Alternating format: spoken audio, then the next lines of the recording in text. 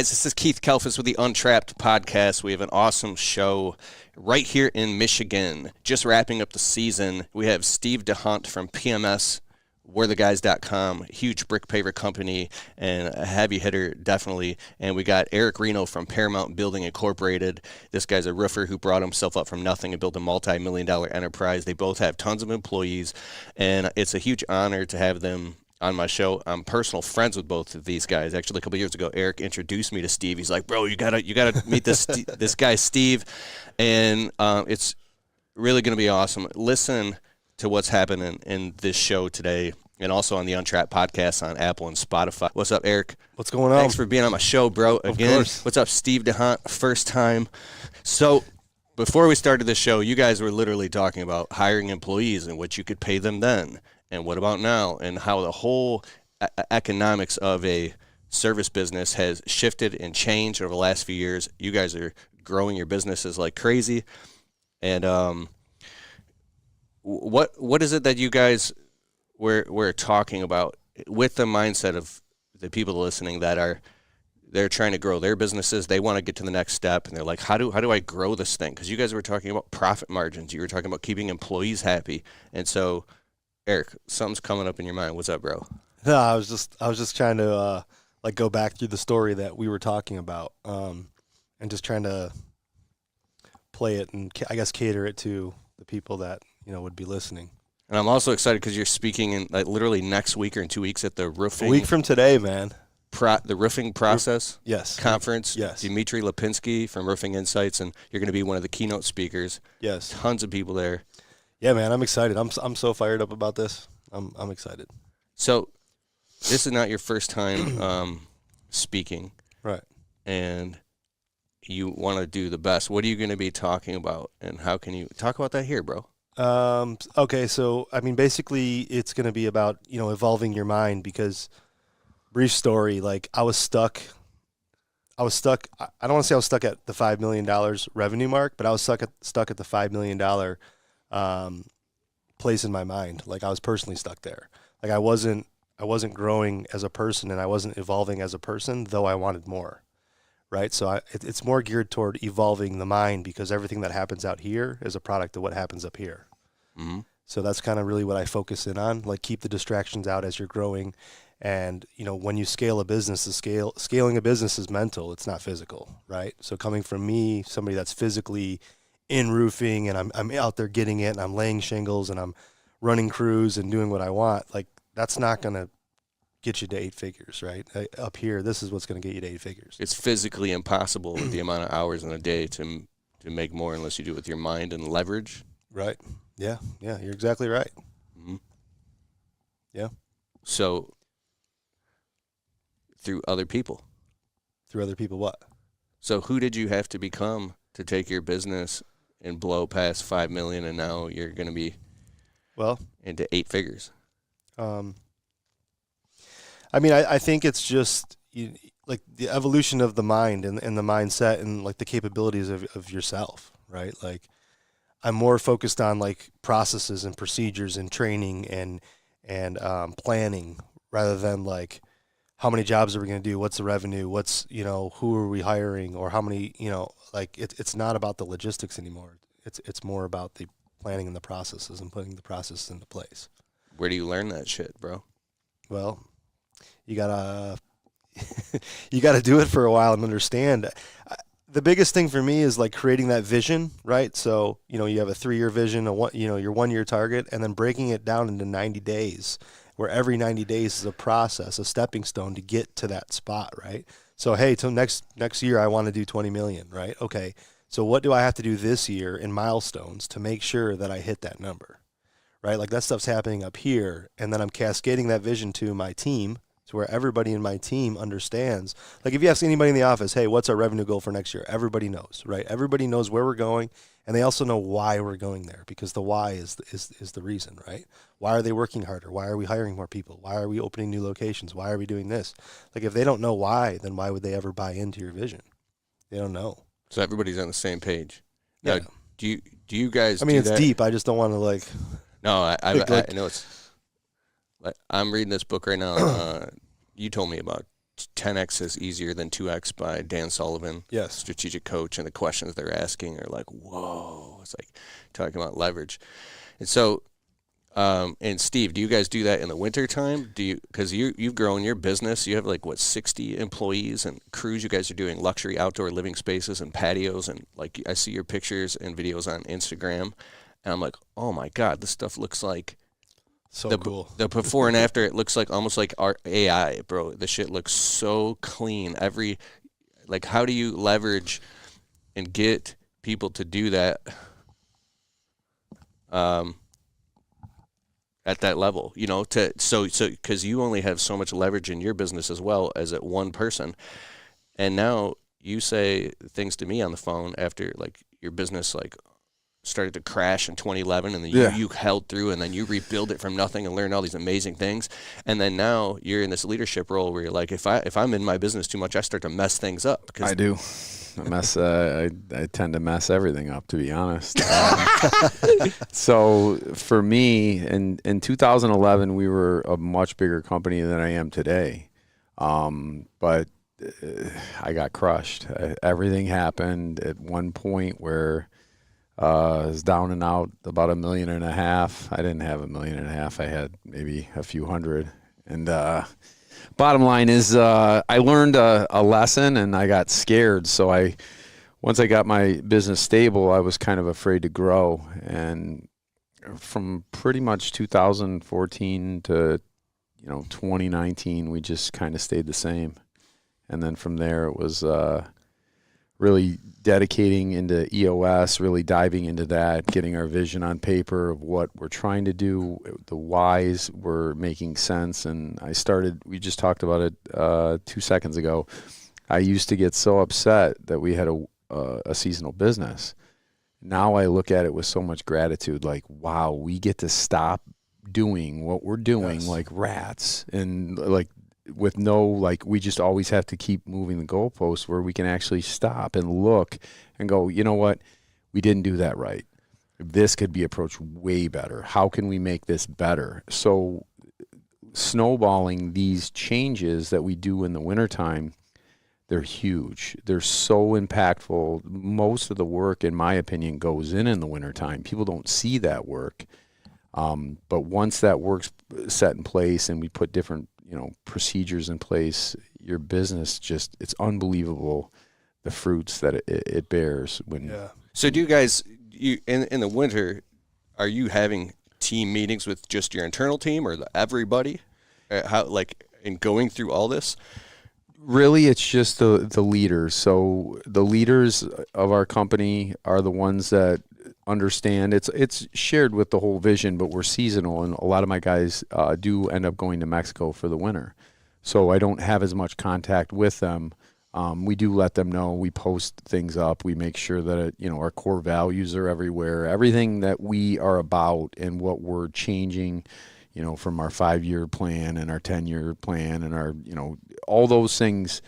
The guys are aware of what we're trying to do, and the girls as well, and as a company. And we've implemented profit sharing every single month to every employee, and it's always the same. It doesn't matter if you've been here for 30 years, 20 years, or you just started. Everybody gets the same profit sharing check. So it really has helped bring more people to my business as well, where people have labor shortages. We had 6 new guys sign on. So we had 6 new guys sign on to our company, which that's huge. It's huge in our business, especially 6 that not only worked out, they were fantastic. They were fantastic. So you guys have known each other long. I've been friends with Eric since we were 15 or 16 or something, and I've known you for 2.5 years now. And you guys are friends before, the 3 of us. You know what I'm saying, basically. And you guys, basically, I'll talk to Eric. You're like, man, I just got off the phone with Steve, and I had these questions about my business. And then you guys talk to each other about the businesses, and almost like a network about your blind spots, and have created a lot of value for each other. The common theme that I'm seeing amongst these entrepreneurs that are really growing their businesses and succeeding is they're extremely proactive. They're not sticking their head in the sand. They're not being a little bitch and wanting to run on hide. Yeah. when things happen. So what are those pivotal moments and some of the really hard stuff that like you've gone through, Eric, where you're like, bro, this is either like do or die. I'm gonna shrink or I'm gonna grow and push through this. Can you think of something? I mean, there's many times where I was like, is this even worth it? Like, questioning why am I even doing this, right? Like I own a company and I'm crawling through a wet attic or something, right? It's like this is, I'm not. I don't know, I guess I just kind of lost my train of thought because you moved. But I mean, there's been definitely many areas and times where I, question everything. I guess, are you looking for a specific like story? Well, I've come with you before. I remember in the winter when I was getting my landscape business stable, and you're like, bro, you want to come make some loot with me? Yeah. And you had already grown your business past like a 1 million or 2 million.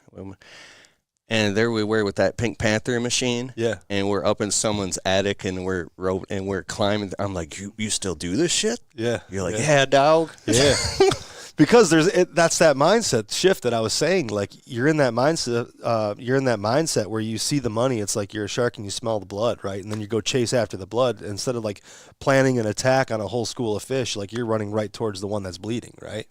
Like that's the mindset shift, right? That's the difference. Is like I seen that money. It's like, oh, I can make $1,000 today or $2,000 today by going and doing these few jobs. But what if I pump the brakes and I create a team where I can do 4 of those jobs and not have to go chase, I don't have to go chase the fish. I think it's that's kind of what I was referring to earlier, but it just didn't come out the way that I had thought about it.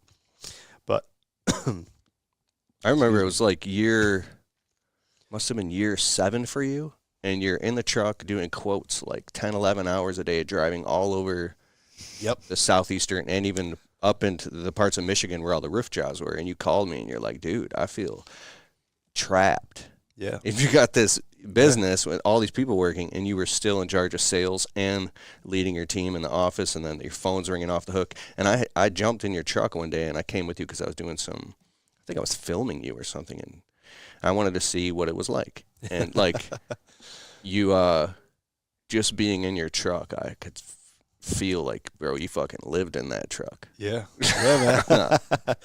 Yeah, but I think you have to go, that's the place I had to go personally anyways to get to the next step. So I'm grateful that, I put in all that hard work and hard time, and I think it just comes down to like, like taking your lashings, taking the ass kicking and standing up, and it's like, hey, I'm ready for some more. Like, feed me some more. And as long as you keep getting up and you keep learning and you take those experiences and you apply them, and to kind of cap on what Steve was saying, in the wintertime is like, I was just telling one of my teammates before we were doing a whole strategy session this morning, and I was like, man, I love, like, this is what I need to do. Like, I don't need to be out there. I need to be in this room with my leaders, and we need to plan stuff, right, and strategize, because like what comes out of that room it's fucking magic. It's gold. That's the only way that I can say it. It's magic. It's gold. When I'm out there doing quotes, I mean, not that I do that stuff anymore, but I get involved sometimes when I'm needed. Like I'm doing my company and my people that work for me a disservice by being out there doing anything. Like being in the way. Yeah. I mean, that's what you're in the way. You're in the way. They know it better than you. What are you out there for? Right. Yeah. Exactly. Oh, because they are assigned to that singular job and to be the best at it. Yeah. So you keep context switching and switching your hats all the time makes you super inefficient and a poor steward of a business where all these people are depending on you, correct? That's correct. Wow. So this is the next thing. When there's multiple fires going on and to be a firefighter, you want to take off this hat and go jump into the fire and save that thing because you're scared and you were like, oh my God, you feel like the ship could be sinking and you're the one who knows how to plug that hole the fastest immediately. How do you stay away from becoming a professional firefighter in terms of your service business?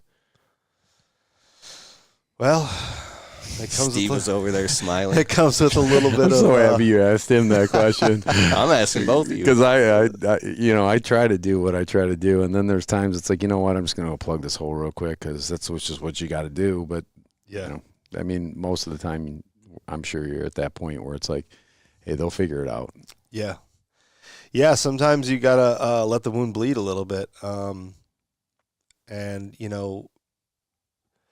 man, I think I coach a handful of people and they're all in that $1 to $3 million trying to get to that next level, right? And typically the biggest conversation is accountability and delegating properly. Like those are two of the biggest conversations that I have with everybody. Well, I'm the owner. I'm the best sales guy. I'm the owner. I can do this. I can do that. I used to run operations. I know operations. It's like, well, that's fine. But if you want to get to this next level, you can't do everything, because if you're working in the business, you're not working on the business. Like you need a 10,000 foot view looking down.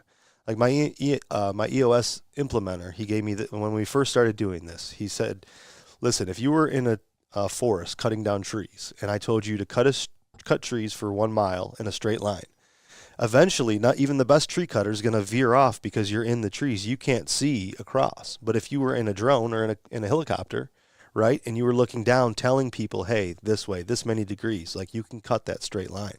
He's like, that's what you need to do. You need to be able to be 10,000 feet ahead looking at the business while it's working and dipping in and fixing it, right, and creating processes and procedures. If you're in the weeds all the time, you can't tell whether you're going straight or to the left or to the right, and you're going to end up being over there. You're going to get lost. There's no doubt. And Steve, your thoughts on that? Well, I think you're 100% accurate. I don't think every role in the business, I don't think you have to be a visionary to own and run a company. You Correct. can be an implementer and have a visionary, but you can't have two. You can't have two people with their heads in the clouds. I happen to have my head in the cloud. My head is always in the clouds. I'm sure you're looking at it. I'm better looking at it in a 45, where Dina is our implementer. So Dina makes sure, and then Dina also is. We're seeing more tasks being delegated, and that's how you are the only way you elevate is by delegating the task and putting the right person in the right seat. So a lot of our time, even in the winter, will be looking at who's overworked. 2 years ago, I said, we're not doing phones anymore.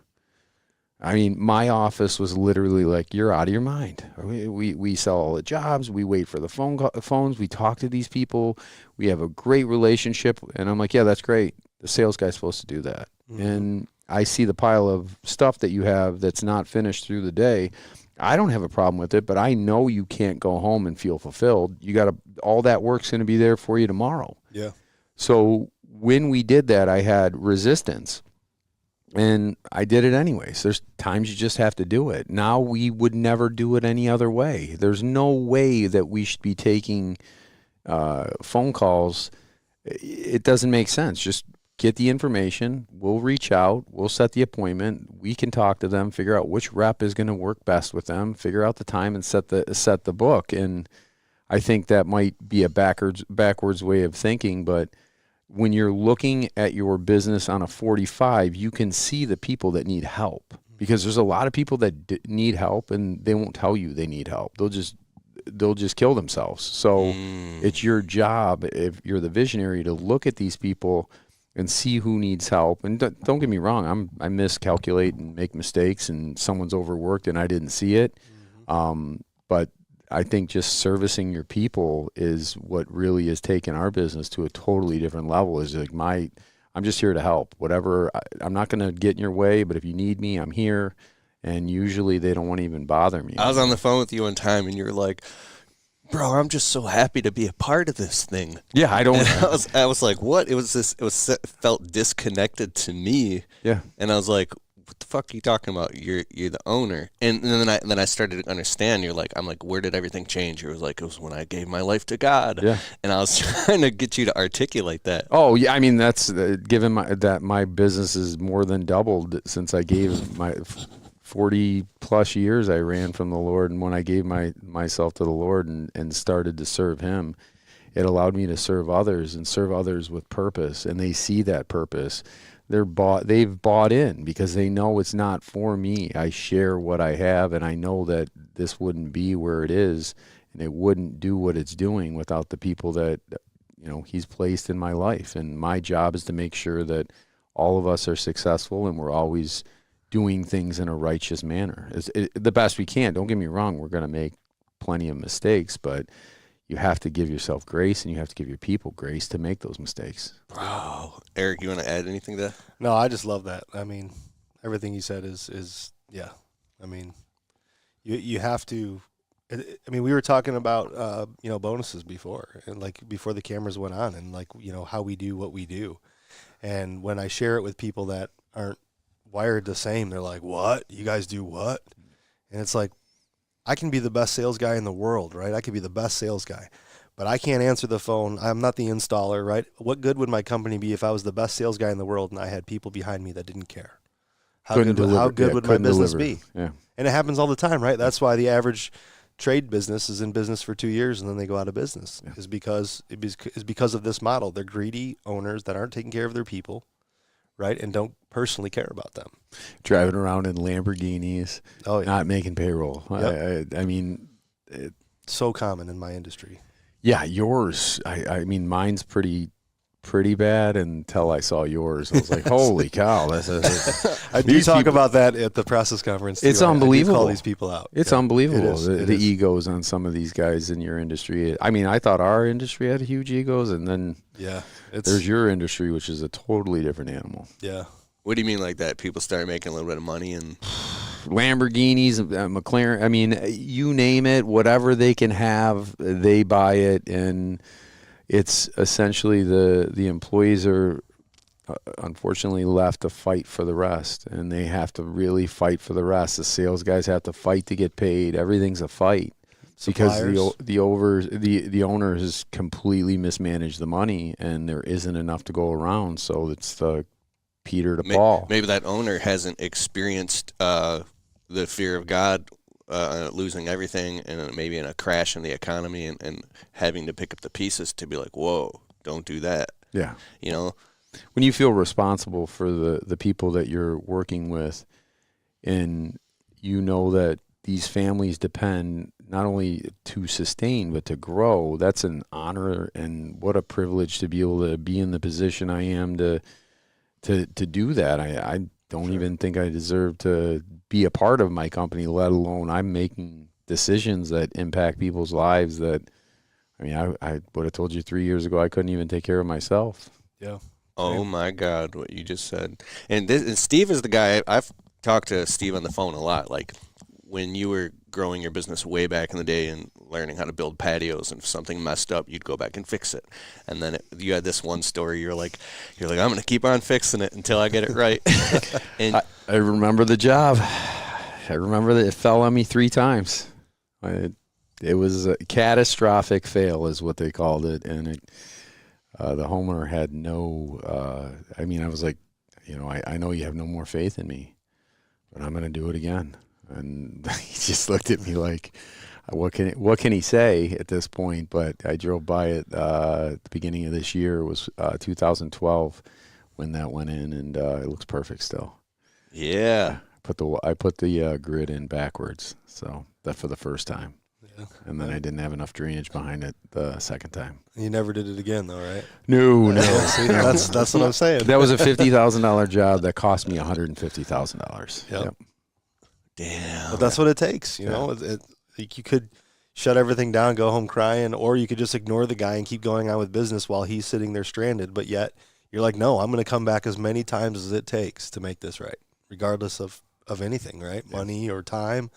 And it's like we're dedicated to those people as we are to our employees, and in turn, the reward is, we get to do what we do, and we're thankful to do it. I remember one time, Eric, you said as soon as the customer signs, wants the job done, you don't even think about money. All you care about is getting the job done right, and making the customer happy, and doing like everything, and going around with the magnet thing and making sure there isn't a single nail anywhere in a gutter or in the bushes or and then I remember this one time, I think you guys are swamped busy, or a guy, there was just a couple nails out of like this monster job, bro. Yeah, man. And the customer was like, what are these nails? And you went and did everything you could to. You got to do whatever you got to do, man. I mean, these days, I will say, I think it's a lot harder. I don't know on your end, but on our end, it's a lot harder to like get that like 5-star, thing from a customer. It's like. You got it though. Yeah, you got it. I mean, it's harder because you're a company now. Now you're a company where, when it was Eric Reno and company, you don't pay Eric Reno, then you just the personal name kind of goes away from. Right. It's Paramount now. Right. Who's Paramount? I mean, that's how a lot of people think. Where when it's you, I don't think people want to do stuff like that. But yeah, people will get squirrely with your business. Oh yeah. Because you're a business, you're a big business owner. You can handle that. What's a couple hundred? Just refund me this, refund me that. It's negotiating after the contract. Oh, there's two quick things. You told me the story. This happened a long, long time ago, but basically, it was either you or I think one of the employees backed a dumpster up into by accident. I mean, everything you guys do is a super. I've been on your job sites, bro. Everything is super careful, and messed up the brick. Me. Yeah. Oh, it's you. Yeah. Okay. So you're wearing all the the catastrophic fails. Yeah. All right, tell that story real quick. That was so good. All right, so this was before Paramount. I was actually a sub for a company, and the business owner went to California or something, and I was like, listen, he's like, we got to close everything down. I'm not going to be here to manage anything. I said, listen, I got this. I'll take responsibility for anything that happens while you're gone. You go, I got this. And I was probably, 24, 25. And there was a driveway, and the driveway was kind of sloped, and the garage door is like right here. So I had somebody hook a 20-yard to my truck, and I didn't go to check to make sure he put the hitch down on the lockdown on the hitch. So I go to pull it out, and it gets about 5 feet, unhitches, and goes through the guy's garage door. And the side was brick, breaks the drywall, breaks the garage door, and just like pushed this whole thing in. And I was, I just stopped, and I looked, and then I went and sat back in my truck, and I was thinking, and I was like, okay, I'm not going to call Mike. I'm going to deal with this. So I talked to the customer. I called a garage door guy. I called a brick guy. I went to Home Depot. I got drywall. I got everything I could do, right? And I put it all back together. And the customer, he was so happy. And it was probably a year and a half before the business owner ever even heard that story, because it was just like, dude, I got this. I'm going to take care of this, right? Like, I'm just taking responsibility. That's stepping up for sure. That was it, And it wasn't even my company, and but I told him how him to do that stuff, and that was a pivotal moment. Right, but it was like I gave somebody my word that, like, hey, you go on vacation. I'm not going to call you and tell you, hey, holy shit, I just put it, I'd be a total hypocrite if I did that, So I had to man up and take responsibility, and it's like from that day forward, just like you're checking the grid, like I would never hook a trailer up without checking it twice. I'm making sure everything's there because that happened to me. So I think that's part of that evolution is making mistakes and getting beat up and losing, and getting back up, put yourself back together, and cruise forward. Crashing machines into houses, running mailboxes over. I mean, you name it. Yeah. Septic tanks, windows. Yeah. Windows. Pool. We put a brand new pool in 2 years ago. We didn't put the pool in, but we built the pool deck. And I was pushing the guys a little bit because I was like, we got to get the sand in this thing, okay? I'd just dry it. So they torched it, and we melted his brand new pool. Literally, we didn't even see it because the pavers got hot, the ground got hot, and then obviously the metal from the pool that we didn't see got hot, and it literally the cover, or not the cover, but the vinyl just like fell. Like it was like, oh no. Whoa. Yeah, so we tried to get the poly sand in because it was about this time of year, and sometimes it doesn't dry, so we torch it, and that's not a big deal. It's pretty typical in our industry, but didn't even think about it's essentially vinyl up against this heated metal wall that we're going to torch up, and we wrecked his pool. So how did you fix it?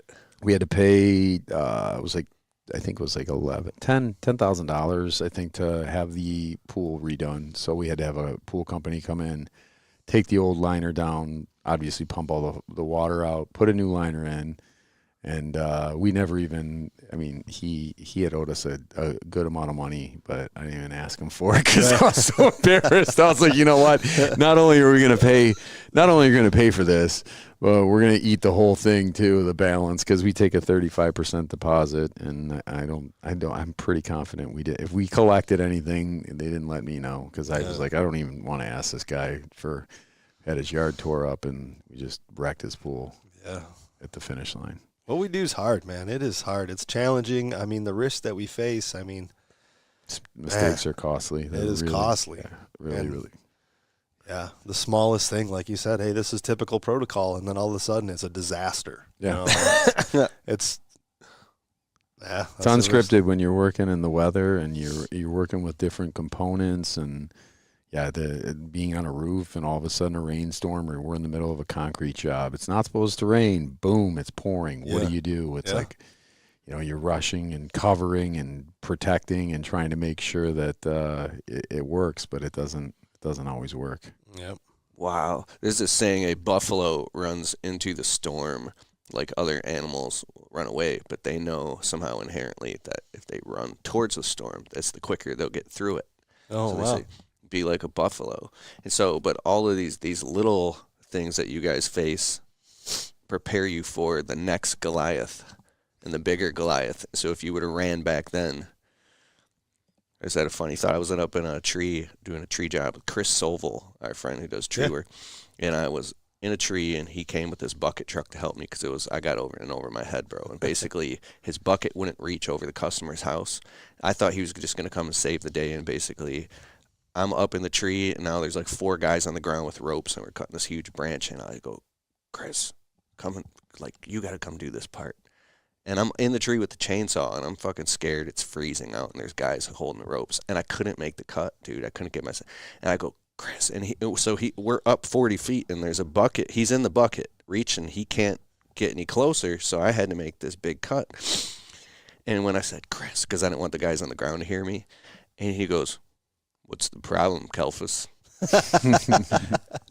And he knew what I was getting at, and he let me off the hook, and I made the cut, and everything happened perfect. And I called them. They lowered down this monster branch that could have gone through a customer's house or through a roof or something. And Chris is like, bro, do you think that I would have set you up to fail? Because I was completely trusting everything he was saying in that moment. It was out. He basically said he was in the same position before when he was a journeyman tree climber. He's like, if I would have let you off the hook and did that for you, you never would have grown past that point. So what are even beyond good, something man. that that's a good story, man. Yeah. That's good. And I know Chris too. So I could just see him looking at you like that. I actually said it twice. I went to make the cut again, and I cut into the tree a little bit, and I stopped, and my whole body froze.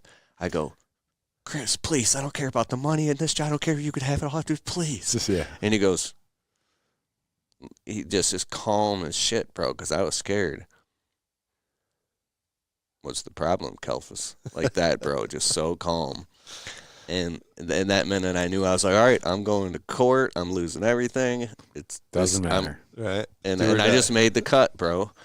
But I had to trust him in that moment more than I trusted myself. So what are some of these pivotal moments because that's what my podcast, the Untrapped podcast, is my podcast. And I think about that. What are those moments that get you from a place where you're terrified to take on that big job that's going to, or make that key hire, or that scares the shit out of you? How do you get yourself to do it anyways? And then it works out. At some point, the math is kind of making sense, but the only thing left that's being a bitch is you. Mm-hmm. Have you been in those situations?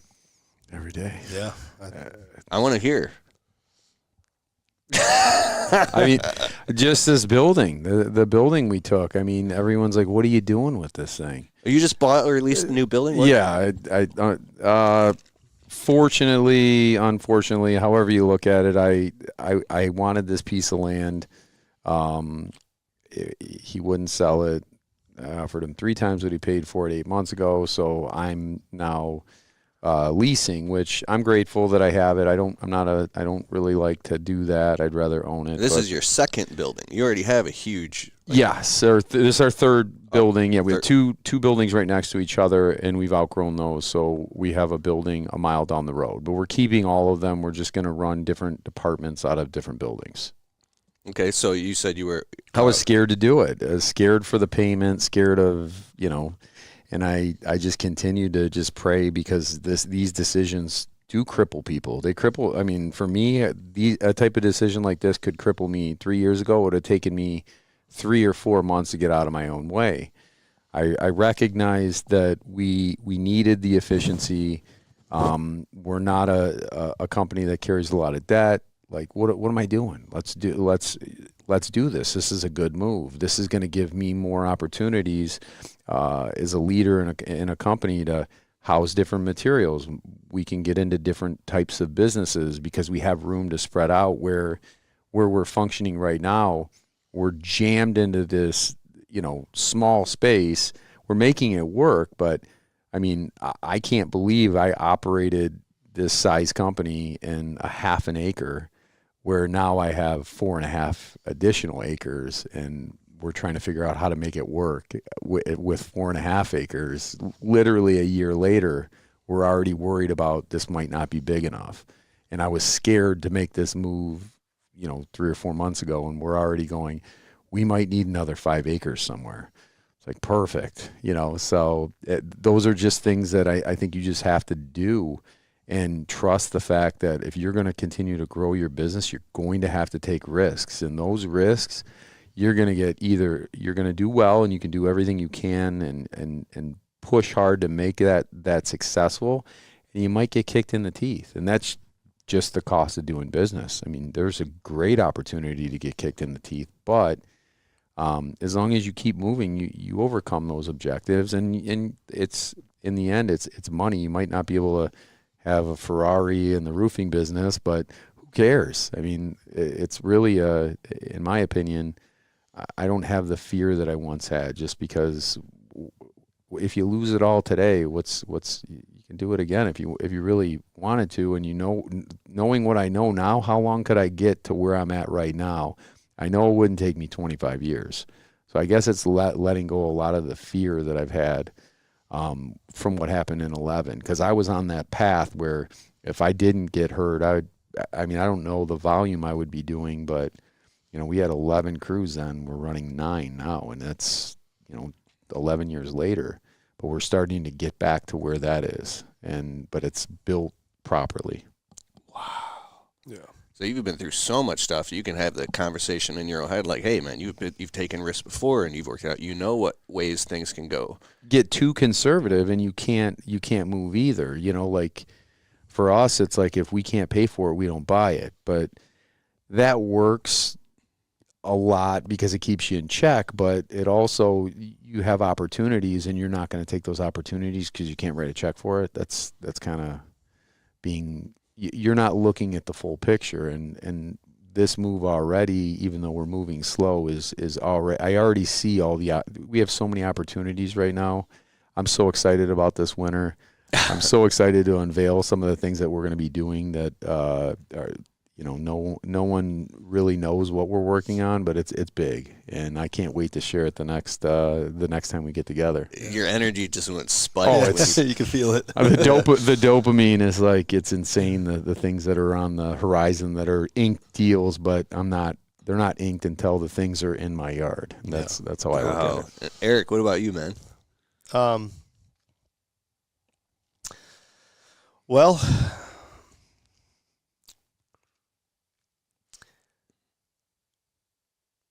trying to put this together the way that I want to say it.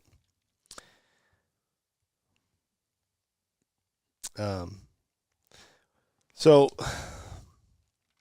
in that instance, when Chris looked at you and he was saying, what's going on? He's basically saying, do this. And then when it happened and you did it and you're like, man, everything went right. Look, the whole sky didn't fall down. But something happened in your mind where you evolved to where the next time, if you were in that same scenario, right, under the same guidance, you wouldn't have hesitated again. You would do it, right? Because totally. you kind of build up that self, not self-esteem, but you're just confident, right? The self-confidence that like, hey, I got this, right? Like I got this. And I think that it just comes with time, and again, like making those mistakes. I mean, we've done it. I mean, we opened a second location last year, and we're like, man, it's going to take forever for Oxford to do what Romeo does. Like Oxford dwarfed Romeo this year. Like we did way more there than we did in our old location in the first year. We just started taking on commercial flat roofing, where it's flat industrial, EPDM, TPO, things like that. And we recruited great, and now we're looking at doing $7.5 million in just flat roofing next year. But it's scary because at first, like the first commercial job we did, it's like you're not under drywall and TVs anymore. Now we're under computer servers and $1 million machines and people and products, right? Where it's like if this thing leaks or we put too much weight on it or the snow load doesn't support it and it's not properly thought out, like this is catastrophic, right? This isn't like an insurance claim, a drywall, repair. This is the big leaks. And I think, you got to trust in your team and you got to trust in your instinct. I would definitely not just like throw mud at the wall and hope that it sticks, like everything we do now, whether it's, investing or like investing in new media or marketing or recruiting, it's like we're going with the metrics and the data. Like we're letting the numbers tell us how to dictate our decisions. We're not just like, hey, that looks like a good area. That looks like a good market. I think we're just going to set up shop in that downtown and I think we'll do good. No, we're running like population tests and like what's the average income and how many roofs, like what's the Google search per month. Like, we did Save On together, right? Yeah. And I was kind of skeptical of it. I was like, well, there is real roofers in there. They must be doing okay. We got a good deal on it. So for the first time we sent out Save On, and I told my team, I said, hey, make sure every single person that mentions Save On, we mark that into our CRM, right? So that we can go in and we can see, okay, what was our spend? What was our cost of customer acquisition? And which areas did those people call from Save On? So, the way that this scenario works is it's done by like, not zip codes, but it's kind of done by territories, right? So I did multiple territories at once. And it's like, in the end, I want to see like, hey, this territory is not good. This territory is better, right? So I want to put all my eggs over here or more over here and then try to go somewhere else, right? It's where we're basing these decisions off data.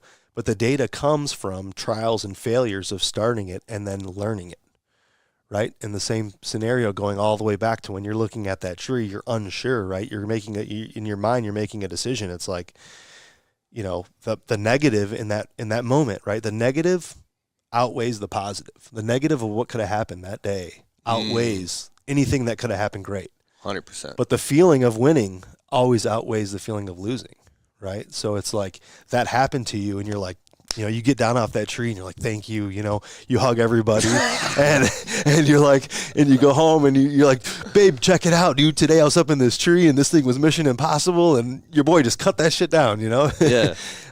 So That's awesome. yeah, it's cool. I don't know, man. I always push myself to do, if I feel uncomfortable, it's like the more I'm gravitated towards it, like speaking on stage for me, it's like, I need a plan. I need to practice this months ahead. Like I'm nervous about it now. And I know when I'm in the environment, it's not a big deal to me. But I'm nervous about it. So it's like, it makes me want to do it more. Bro, people are like, well, why are you even doing it? Brought tears in my eyes. You spoke at my event. It's that you got that lion inside of you, that hunger, and it's just like, it comes out, man. In your YouTube channel, what's your YouTube channel? Is it still at Eric Reno? Yeah, it's Roofolution, Eric Reno Roofolution, yeah. Yeah, dog. You got like how many? 13,000 subs? Yeah, I stopped for like 5 years, but we're killing content constantly now. I love it. I see you popping up on my YouTube shorts, bro. Hell yeah. Yeah, dog. Shout out to my boy Anthony. He's whipping it up. So I love this, man. So I want to like pull this together and conclude this somehow. I'm having fun, so I've never done anything like this. This is cool to sit amongst some friends that have, and I'm learning.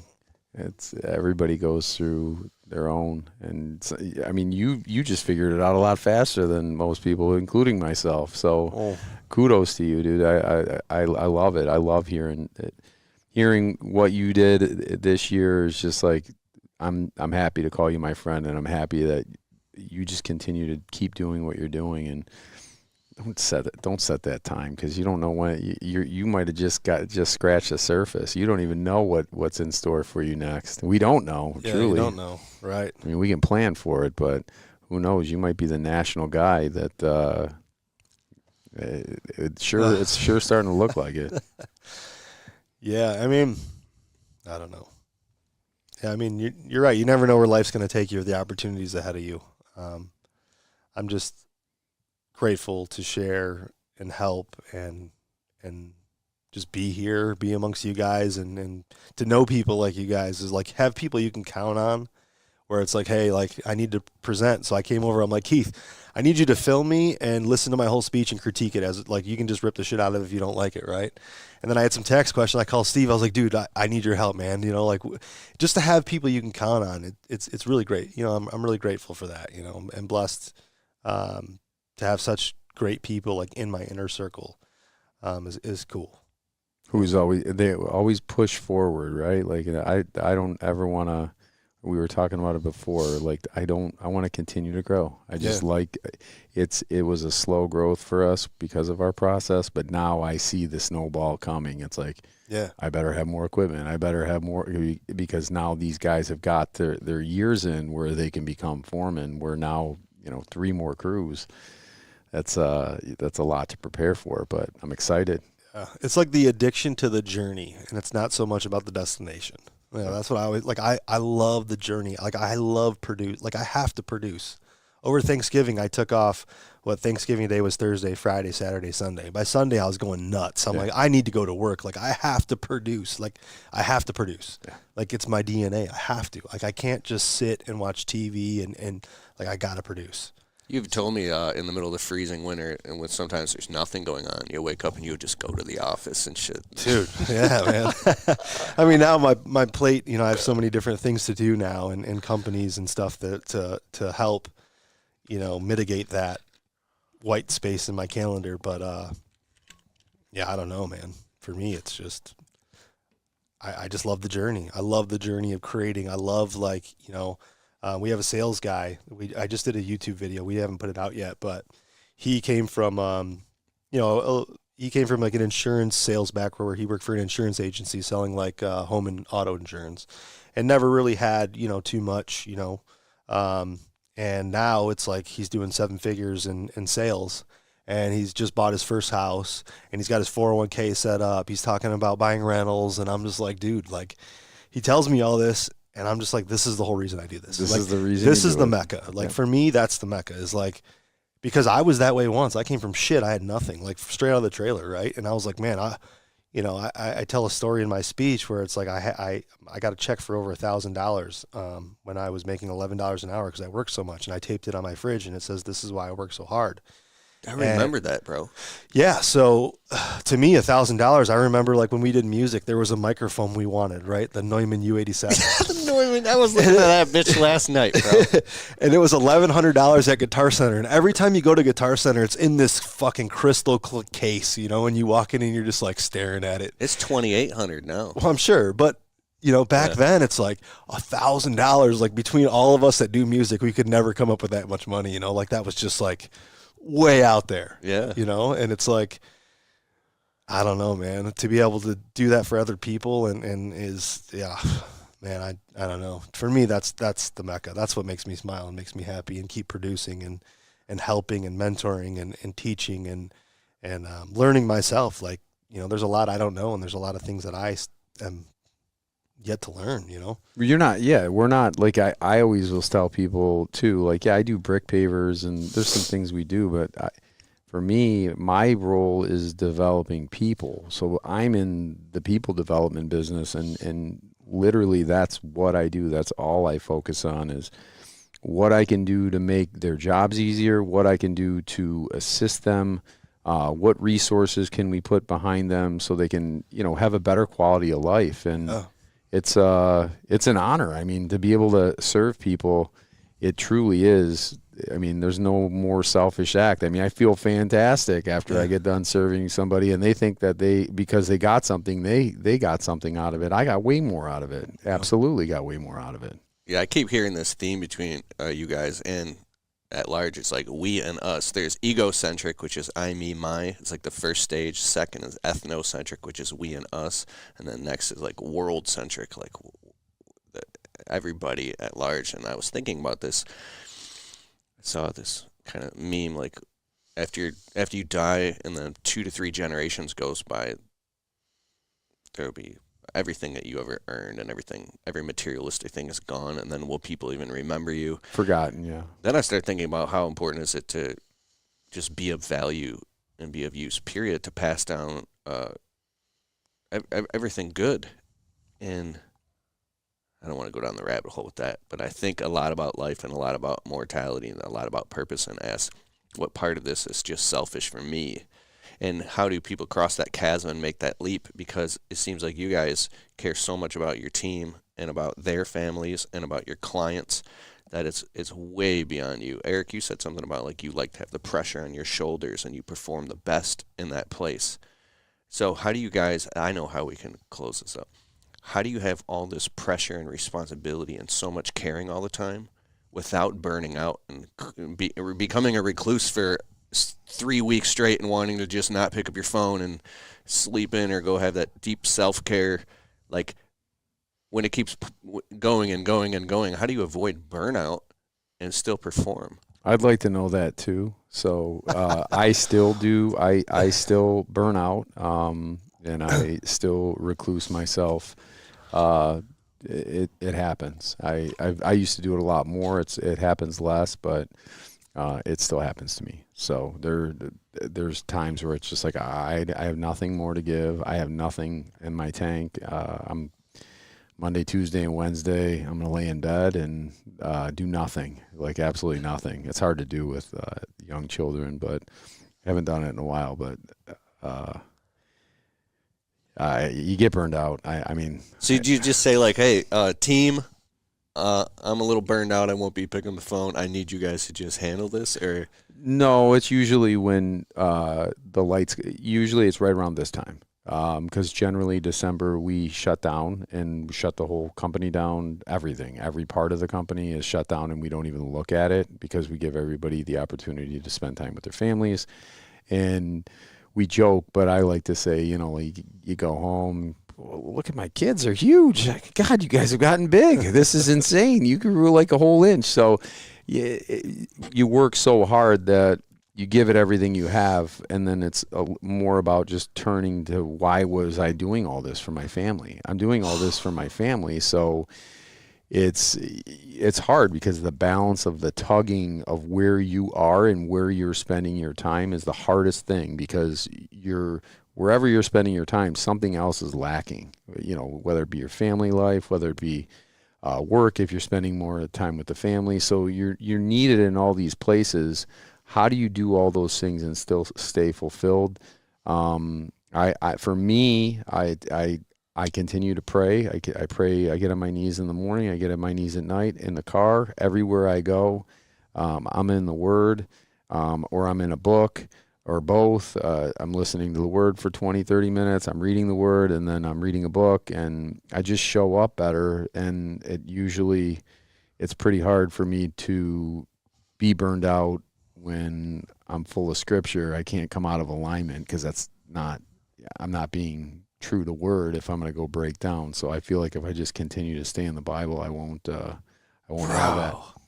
This, we did a YouTube video on it. We used the church across the street because they had the huge lawn, and I called the pastor up to say, thanks, man, for letting us use your lawn to make the video. No problem. I said, I have one quick question. I said, how do you have the discernment to know the difference between if something is like, I don't know what the word was, because obviously we inherently know right from wrong, but it was like when you're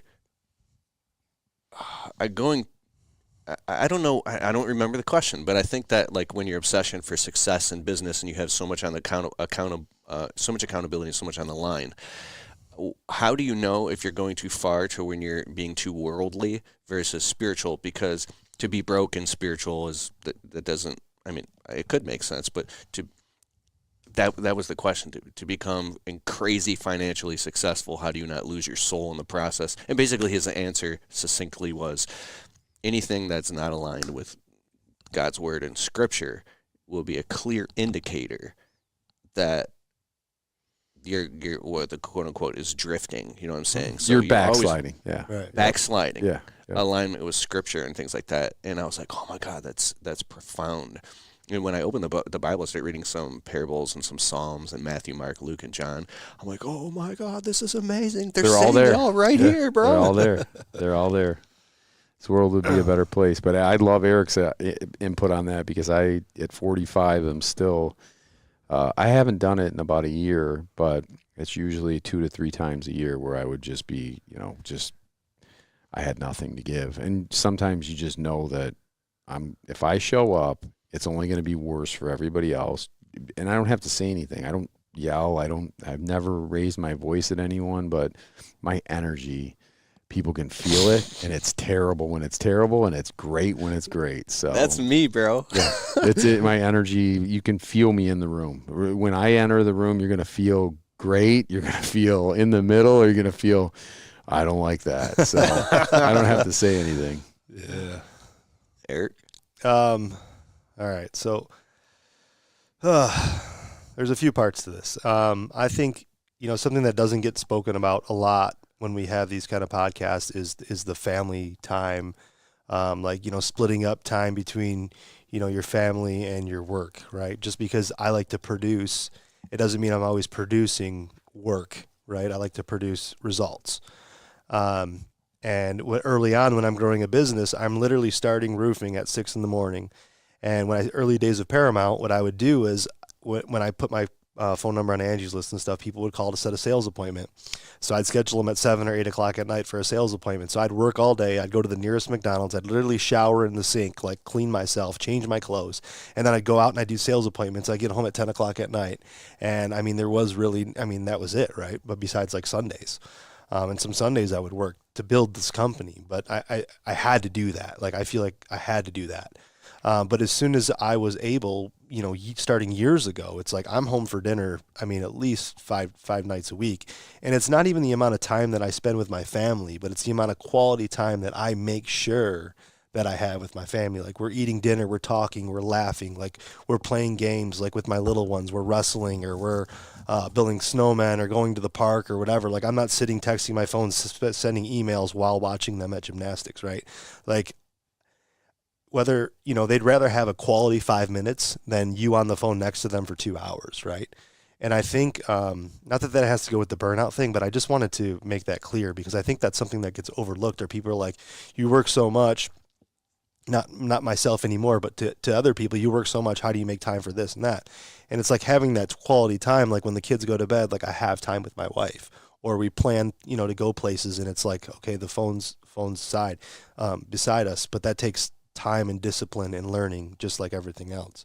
But as far as like the burnout factor, I don't know, as long as I'm producing and I'm targeting that next level, I'm not sure I have like days where I'm just like, well, maybe days, right? But I don't think there's like periods of time that goes by where I'm just like not effective. But I have ADHD pretty bad. I'm very like, moving around a lot. Obsessed with momentum. Yeah, you can't be constrained. Yeah, bro. yeah. I'll go home and, everybody in the house is like sitting and coloring, and my wife's like, crafting, or she's doing whatever she's doing. And I'm like, yeah, let's go, right? And then we start running around the house or playing soccer in the living room. Energy's changed. Yeah. Dad's home. I always tell my wife, like when I go on vacation, or I go like to speaking engagements, I was like, man, what are you going to do? Because my 6-year-old will always wake up. She wakes up at like, 6 o'clock, 7 o'clock. She always has. And she'll come right and find me. Typically I'm up, but if I'm not, she'll wake me up, and then we'll go have breakfast and hang out together. That's our time. And I was like, well, what are you going to do when Rainbow wakes up? And, like what happens if she like falls out of her bed, or, something like that? And Erica's like, that doesn't happen when you're not here, because your energy's not here. They sleep in. It's calm. And I was like, okay, well, that's, and that's a truth. That's a true thing. It's a true story. For sure. But as far as like, what we're lucky on, and something you talked about earlier, is our winter season. Like, I coach a guy in North Carolina that does roofing, a guy in Texas, and it's like these guys work all year long. And at first I'm like, man, you're lucky, you get to work all year long, but it's like, that's very unlucky. Like, yeah. I'm very happy and I'm very thankful for my 2 months of time to myself. Like, at first, when the time changes, right, it starts getting dark at like 5, 6 o'clock. You're like, oh man, this sucks. But it's like, dude, I'm home, yeah, right? I get my workouts in. Like, it's just more of that time. And I think it's just how you use it, right, and how you perceive that time, and how you make the most value out of your time. Whether you have an hour or an entire day, like, how can I bring value, not to just like my employees and my business and money and stuff, but how can I bring value to the people? If I say I'm actually doing this, like, people be like, oh, I'm doing this for my family. Why are you doing this? I do it all for my family, right? Everybody says the same thing, right? But what are you doing for your family? Are you just giving them money so that they can spend money, so they don't have to in your hair, right? Every time your kid wants to do something, like, here's a new video game, or I'll download you this, right? Here's an iPad here, right? That's what you're doing this for. Is that what you're doing this for? Is just to like what are you actually doing this for? And I think when you confidently can say like my purpose is to provide legacy or whatever word you wanted to use for my family and children and people around me, then I feel like that paradigm kind of changes, you know? But I don't know. I mean, I've been in dark places. I've like I said in the beginning, like I was in that like $5 million mindset for years where I kind of just, my business was running me. I wasn't running my business. I was just kind of, the people that were there, it was negative. It was like, we're just going through the progressions of running a business, right? We're not achieving, we're not outstanding, right? And it's like, one day I wrote a letter to everybody and I was like, I'm done with this. Like, I'm ready to get to the next level. Like, if you're with me, you're with me. If not, then that's great. And luckily enough, I mean, we just keep going, which is it's just good. But yeah, I don't know. I don't know if I'm much help with that because I'm just wired a little bit differently, and it's not always a good thing. You know, like I know people that work at Starbucks that they're managers at this person in particular is a manager at Starbucks, and they love the life. They love what they do. They have a nice apartment. They get to go out all the time. They're single. They make good money, and they're not chasing the carrot like me, right? They're like, man, the stuff you deal with and all the stuff on your shoe, like, I don't even know how you deal with that, right? So I think it's an individual thing, and, you know, sometimes it's not a good thing to be in the places that the three of us sit where we're like, what's next? What's next? What's next? Yeah. You know what I'm saying? Yeah, what's next? Yeah, What's right. next? Because that's what we're constantly questioning, right? What's next? Rather than just being like, I'm going to go to my job, I'm going to get my 40 in, I'm going to get a retirement and a pension, and then I'm going to move to Florida, I'm going to have a nice 3-bedroom house, you know, and I mean, there's nothing wrong with that life either, you know? Yeah, there really isn't. I mean, it's different for everybody. And for me, you know, I just want to keep going. There was a point where I didn't, and my pivotal moment was 11, and then figuring out who was with me. My letter was essentially, I don't have it. Like, hey, we're gonna clean house, and anybody that I felt that was not truly here for the company. I mean, our company was like sliced into a quarter, which was the best thing that we ever did because we essentially reset our business, and we were able to not only hold on to it, but we saw who was loyal, and then the foundation was really formed at that point. And you know, that's the hard part is then you're afraid to make any moves because the last move you made just destroyed. I mean, that was my making, is growing my business way too fast, and I didn't have the procedures, I didn't have the foundation, I didn't have any of it. And then that one season in 11, like I said, it was crazy. I was growing so fast, 08, 9, 10, where everybody was scared. I'm just gaining market share, doubling my business. But we had that one season where it just rained and you know, eventually in my business, when it rains, you don't go the next day and fix it, especially if it's been raining for 3 days. You can't go roof. You're in the ground. It's soaked. So now you have all these projects backing up and people asking for the deposits back, and there's no money. So you're just giving deposits back, or you're begging to keep jobs that you're not even going to make any money on. So, whoa. Yeah, it was, but I stayed in. I mean, I stayed in, and a lot of people were rooting for me to go down. But you know what? I didn't go bankrupt. I worked for free for 4 years to figure it out, and now I'm not scared. I'm not scared of the things that when you have creditors pounding on your door, pounding on your neighbor's door, just literally calling you every name in the book, doing illegal things that they shouldn't be doing, but I mean, at that point, I made it through that. So I made it through literally having negative money. Being broke would have been fantastic.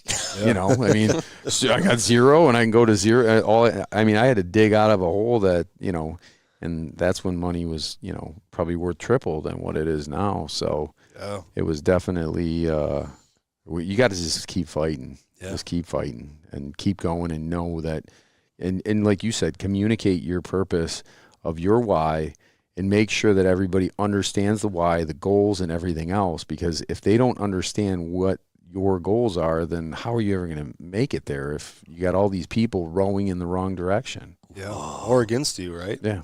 Yeah. Have you ever seen the movie It's a Wonderful Life? I think I have. I don't know. You have to watch this. It was filmed in the 40s. Oh, that's a tough, man. Yeah, I said the same thing to my wife. She's like, "What do you mean? If this in the 40s?" I made popcorn. Watch. You'll be laughing and crying. It's. Is it with that guy? He gets a whole new perspective. I think he wants to jump off a bridge because basically George Bailey as a wife and kids and in a town and their established business, and now everything is falling apart. And there's this moment, dude. You both of you, especially as entrepreneurs, I know you might not be like, why would I watch this? You have to watch this movie, and everybody listening, you will call me and be like, bro. There's a point when everything's falling apart and there's a run on the bank and the mortgages and everything, and they're literally about to go down, and his bookkeeper misplaced a monster deposit that was supposed to go into the bank, and they lost it. And he goes, "Do you understand what this means? This means bankruptcy and prison." And so he comes home and he walks in the door, and the wife's setting up the Christmas tree, and the kids are playing, and it's like a couple days before Christmas, and he walks in the door just drained with bags under his eyes of what just went on at work. They're about to lose everything, and his family has no idea.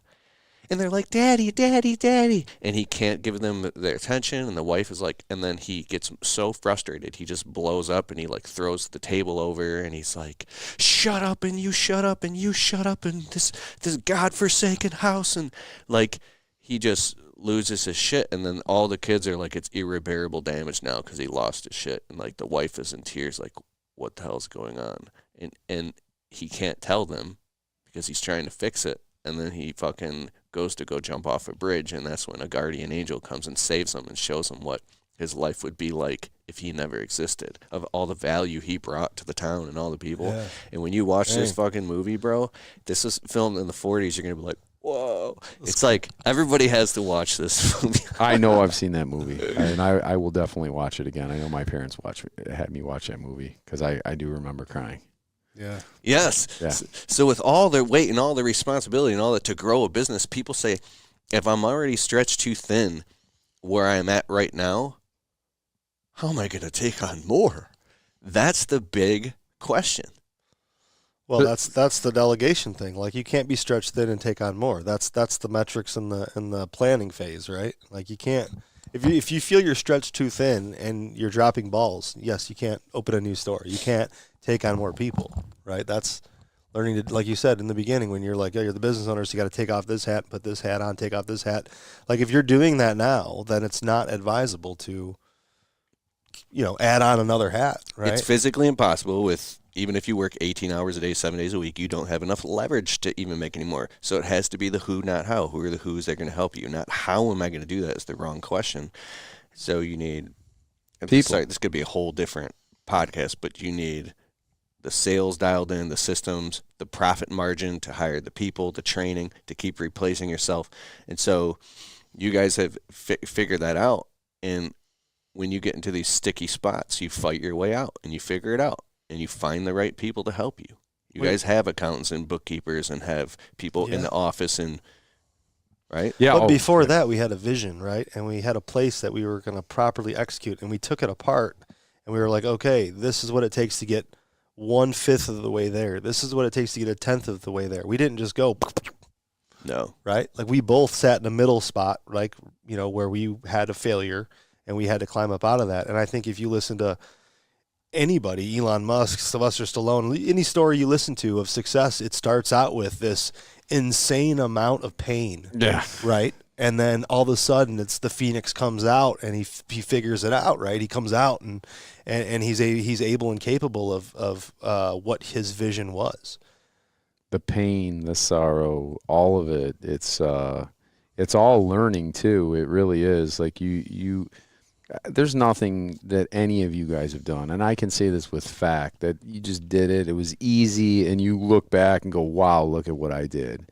Every single thing that we truly cherish as people, it came at a price. It came at a huge price. It came at, a huge learning. I could have never done a retaining wall. That's a big part of my business. It's a huge part of my business.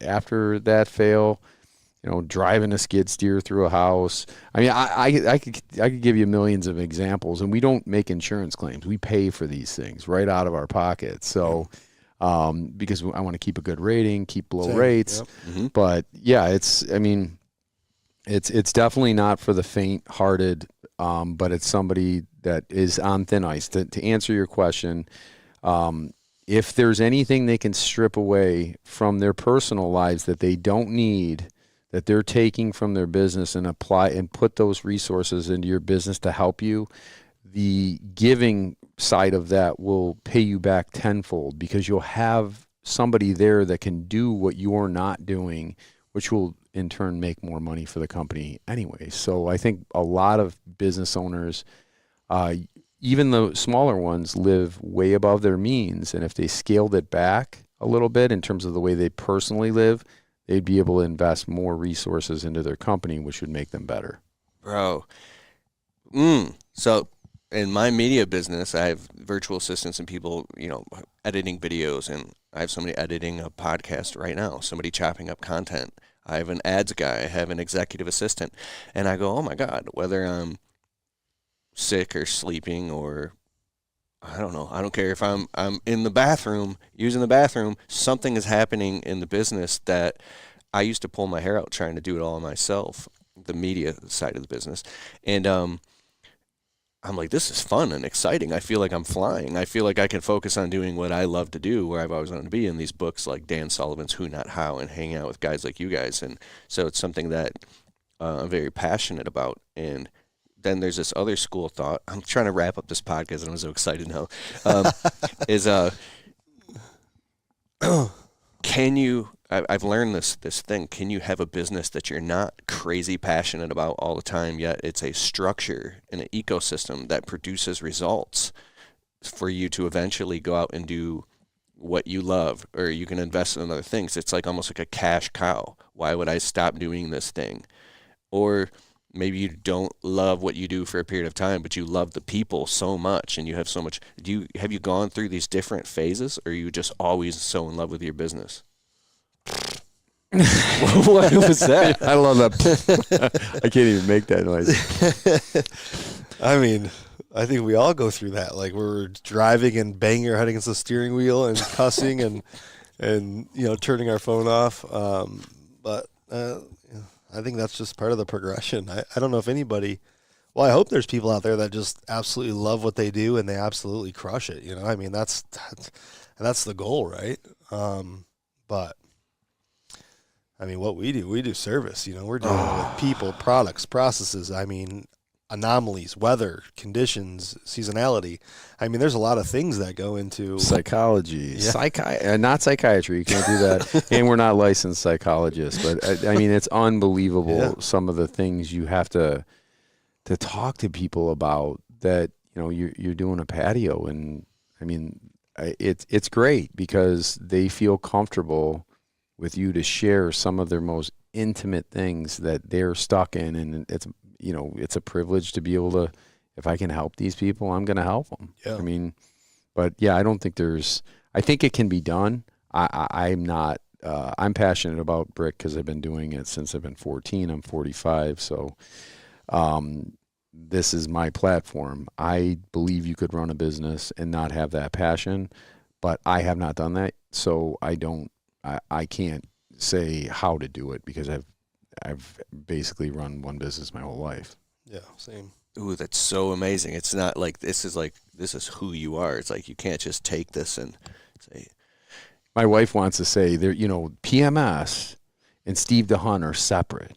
You are not PMS, and PMS is not you, and it's very hard paver maintenance specialist. Yeah, it's hard for me not. I mean, that's my baby. I started that at 19. I mean, that's when people were having children. That was my baby. I, going up to somebody's house trying to grow a mustache to see if I can get a job that somebody will trust me to do, even though I was capable of doing it. I mean, you're 19 years old. I'll do it for free. I'll do it with no deposit. I mean, the stuff that you do.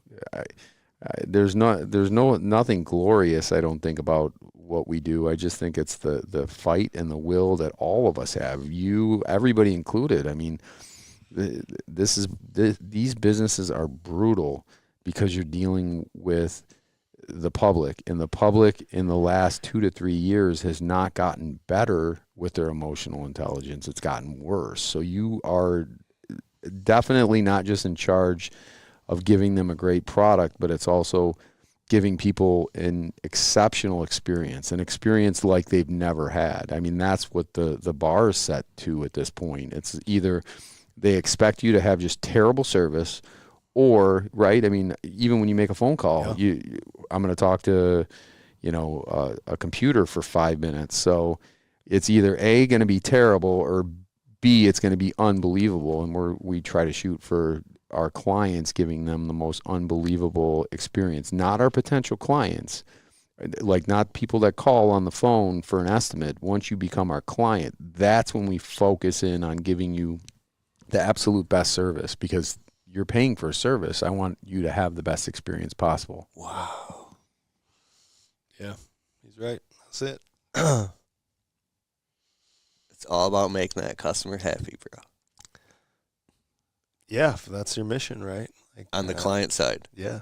Yeah, and I think, when you're building your processes and you're building your business, a big thing that we do is we step out and okay, like, we're going to make this change. Okay, well, if I was Mrs. Jones, how would I perceive this change, and how does it benefit me? Saying we'll do your whole roof, but we're not going to fix your broken handle going up on the railing going on the.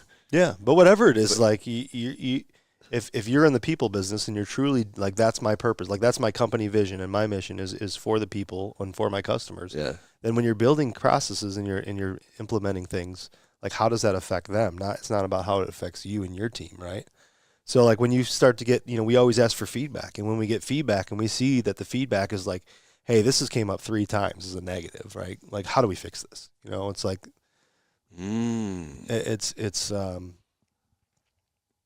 Have you ever had, though, okay, so like when we did that with the phones, we had our older clients, this is so annoying, and obviously we just give them the phone number, but people would be frustrated because they couldn't ask personalized questions to people that are just all our girls do that we outsource is go to our web submission and they fill out your contact form on the web submission, populates on our CRM, and then populates, so we don't do any of the data entry part of it. But what I felt is, people said it was annoying, but I also feel like, yeah, that maybe that part of it is, but maybe for right now, this is the best way for us as a whole. Like, yeah, I get it. It's a little annoying that you've never met us and you have to wait for us to call you back to set up a time. But once we're on, it's like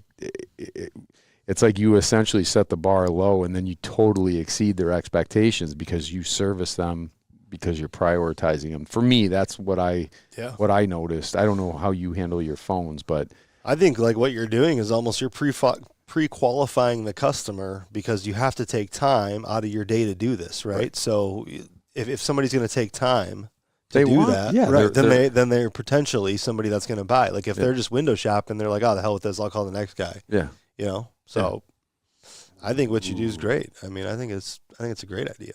It just, I saw seeing The Office, that was a big thing. It's like, right, we're in the people business. When you see all the girls go home and they're like, nothing got done today because they had 100 leads come in and they got 20 to call back. Their files are stacked up. It's like, that's not a win day for them for sure. Yeah, we went through a lot this year. Just because we had 3 hailstorms all an hour away in different directions, and we're servicing all 3, and we grew by 40%. without having the staff ready for it. Like, we didn't know Right. this was going to Yeah, happen. Like, yeah. up until July, this year was just a mediocre year. Like, we're hitting our targets. We're not doing anything big. We're not coming up short. We're just hitting our targets. And then when that happened, it was just like, boom, like all hell broke loose. Yeah. And what it did was it exposed all the holes in our boat. And it's like, all the girls are going home and like, they're like, yeah, we're taking calls at 6:00 at night. We're firing off emails at 6 a.m. I was like, well, we're not doing that. Right. Yeah. Like I appreciate that you guys are so dedicated to what you do and like part of the team and, you know, respect the green and black so much that you're willing to do that for your time. But it's like, that's not okay with me. Yeah, I'm not It's trying like, to push you guys. yeah, I'm not, right? So it's like, well, I have to bring in people. We just hired a VA firm from the Philippines where they're onboarding people and teaching them our processes so they can do all of our QuickBooks, our invoicing, upload stuff to our CRMs and answer the phones. And they're doing all this admin work to help our staff like unload some. But yeah, I mean, it's like, dude, you never know what the challenge is next year. You know, you just never, like, we didn't know that we were going to deal with this year. You know, boom, it happens. I didn't know until it was March, I think, where we were like, we're not getting our guys. What are you talking about? We're not getting our guys. You drew a G, and we're in a H2B program so we have a visa program where we bring guys in to assist. And these guys have been coming in for 5-6 years. They come from April and they leave November 24th, right around Thanksgiving. I've gotten an A every time, never, you know, just business as usual. I find out I'm not getting my guys. I'm like, what am I going to do? Automate. I'm buying every piece of equipment there is. So I literally bought paver setting machines, everything I could possibly buy so I could keep the production up, but also I could save the backs of the installers, because if we install larger format paver, if we do it with a machine, then I'm not crushing my guys to put it down. Right.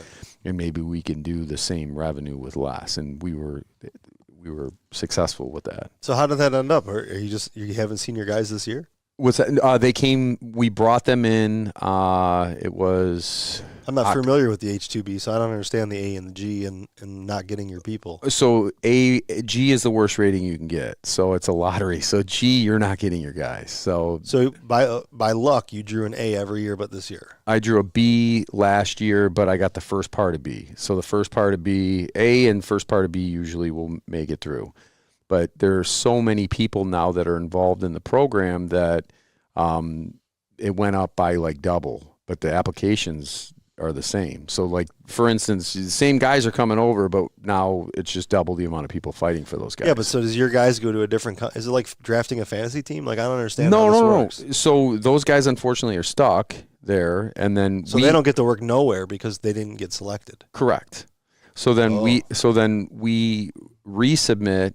So then we bring them in October, house them, and send them back November 24th. So we only got them for a month and 3 weeks, but we were able to get a guarantee that we will have them next year. So next year's goals, because I will have, you know, people that I know that will be here, we're going to set them a lot higher, because I know that you take 15 guys out of your your arsenal. It's like, especially your A team. Right? It was defeating, but that's when new guys had stepped up, the recruiting had stepped up, and we had another banner year. Yeah, I mean, it seems to happen like whenever you think like, you know, like this is it, you know, something's done, and it's like something you're just like, I don't know what happens. Yeah. Every time somebody exits, it's like something better comes. Every time a door closes, another one opens. That's a better analogy. That's exactly it too. And you don't even know it because you're so emotionally tied to, why did this happen to me? And I do everything. I treat these guys right. I do this. I do that. Why is this happening? And those are things that, you know, I say in my head. But then it's like, why not me? It happens to other people too. Yeah. What is this the moment that's going to define me, that essentially my business is based on a lottery? Yeah. It's not based on a lottery. The lottery can help, but we're here no matter what. Bro, the whole underlying theme here. I'm not even going to say it because it can go without saying. Those of you guys listening right now, oh, dude, this is so good. I just want to stop right here on a high note. This has been one of the best podcasts I've ever done. ever on the Untrapped podcast, and we're going to email it out to 15,000 people. We're going to chop it up and put it on Instagram and TikTok. Fantastic. How can I find you guys if people want to check you guys out on social or see your work or anything? Eric? It's just my name, ERICRENO. And I mean, I guess you'll find it anywhere. Eric Reno. Eric Reno, that's it, man. I don't have any cool alias anymore. Yeah. Steve? PMS, Brick Pavers, we'retheguys.com is our trademark. So that's on Instagram and Facebook. We're there. And then it's just my personal name on LinkedIn. I don't do any of the other. I just started TikTok, so I'm learning TikTok. I love your commercials, Steve, when your video guy is panning away with the camera or in, and it's like you're in your showroom with all the like setup. It's like houses and homes with brick paver patios inside of a big showroom. Hey guys, this is Steve with we'retheguys.com. Yeah. And it's like a real epic commercial. It shows the B-roll of all the work. You guys have to check that out too. The content that you guys produce is awesome, man. And I think everybody should look at that, and it's inspiring to see. You know, you guys, it's awesome. Yeah, your ads are just straight meat and potatoes, bro. They're good. Yep. I'm looking for a little bit more, and that's where I'm hoping that you and I can do something really like epic. Oh, I'm down. I told you I'm down. I know. I was stuck on the client journey testimonial thing, and I know that's not easy to go sort through and find clients for me to do an insane video like that. But it would be so worth it. Yeah. So all right, guys. Hit up Steve, hit up Eric, and let them know that you heard them. I heard them on the Untrapped podcast, and hit me up if you want to hear more shows like this. We're gonna have to do this again, and we're gonna I'll put the links to their stuff in the show notes so you can check out their content as well. Thanks, guys, for being on my show. I really appreciate it. This is cool, man. And we're gonna try to get this show off the press and out soon, quick, before your speech in Orlando. Promo. Orlando. Yeah, dog. All right. Thanks, guys. Later. All right.